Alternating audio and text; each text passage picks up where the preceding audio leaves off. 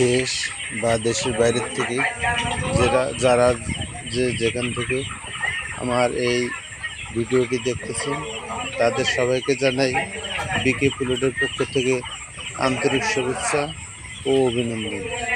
আশা করি সকল খামারি ভাই ও বোনেরা আপনারা ভালো আছেন এবং সুস্থ আছেন। আপনাদের সামনে আজকে যে ভিডিওটা নিয়ে হাজির হলাম, এই ভিডিওটা হচ্ছে লেয়ার মুরগির ঠোঁট কাটা নিয়ে কিছু টিপস আপনাদেরকে বলবো, যেটা লেয়ার খামারিদের জন্য খুবই গুরুত্বপূর্ণ। আমি মনে করি সঠিক সময়ে লেয়ার মুরগির ঠোঁট কাটার দরকার। সঠিক সময়ে লেয়ার মুরগির ঠোঁট না কাটতে গেলে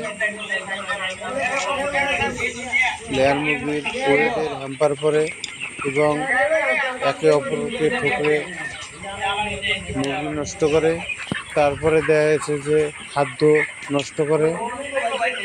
তো সেক্ষেত্রে দেখা যাচ্ছে সঠিক সময়ে মুরগির ঠোঁট কাটা দরকার। তো অনেক খামারি ভাই বোনেরা আজ পর্যন্ত জানেন না লেয়ার মুরগির সঠিক সময় কোনটা ঠোঁট কাটার।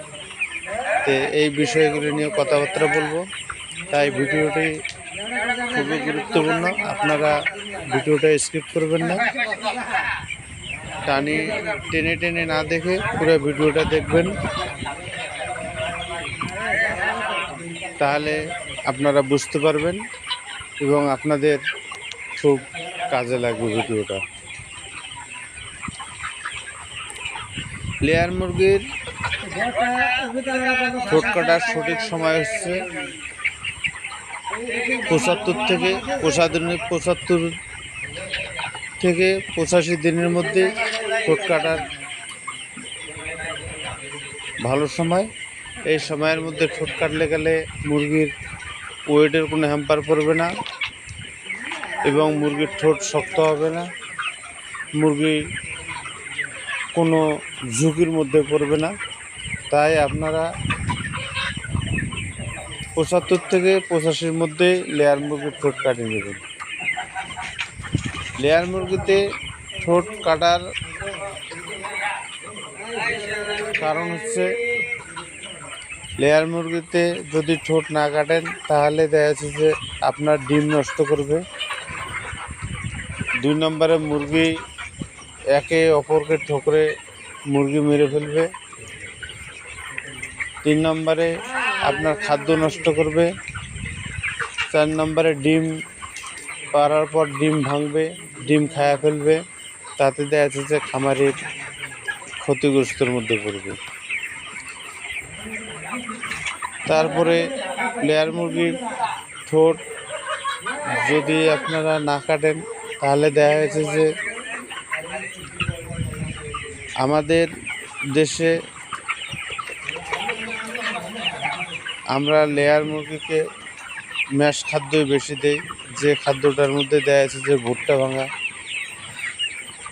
তো সেই খাদ্যটা দেখা যাচ্ছে যে যদি ঠোঁট না কাটা হয় তাহলে মেডিসিন সব গুঁড়ার মধ্যে থাকে, যে দানাটি খাওয়ার পরে গুঁড়া নিচে পড়ে থাকে পাইপে, এই গুঁড়ার মধ্যে সব মেডিসিন থাকে।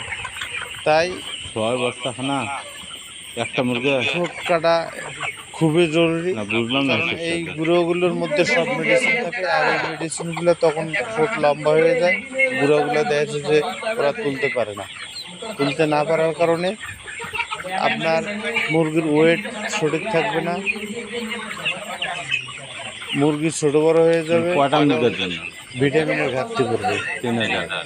তাই বলতেছি আপনারা সঠিক সময়ে ঠোঁট কাটবেন এবং সঠিক সময়ে ভ্যাকসিন করবেন, সঠিক সময়ে লাইটিং শিডিউল মেনটেন করবেন। তাহলে দেখা যাচ্ছে যে আপনার মুরগিতে কোনো ধরনের সমস্যা থাকবে না, মুরগি সুস্থ থাকবে। আর মুরগি সুস্থ থাকলেই খামারি সুস্থ,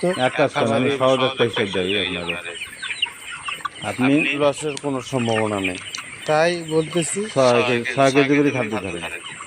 ঠোঁট কাটার আগে অবশ্যই আপনারা রেনাকে খাওয়াবেন 1 গ্রাম 5 লিটারে। রেনাকে 2 দিন খাওয়াবেন, 3 দিনের দিন ঠোঁট কেটে নেবেন।